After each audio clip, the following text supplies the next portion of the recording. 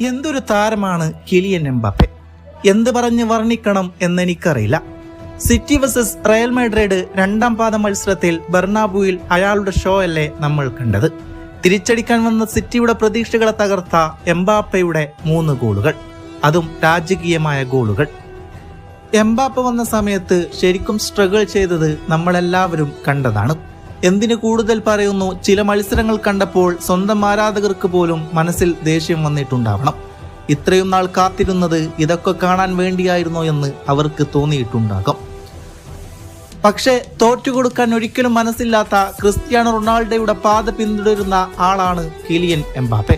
കൂടാതെ ലോകകപ്പ് പോലെ ഒരു ടൂർണമെന്റിന്റെ ഫൈനലിൽ വലിയൊരു ഇമ്പാക്റ്റ് ഉണ്ടാക്കിയ ഒരു പ്ലെയർ കൂടിയാണ് കിലിയൻ എംബാപ്പെ.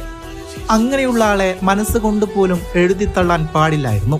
സ്പാനിഷ് ലീഗിൽ എത്തിയപ്പോഴും പലരും പറഞ്ഞു അടുത്ത ഹസാർഡ് ആകുമെന്നും.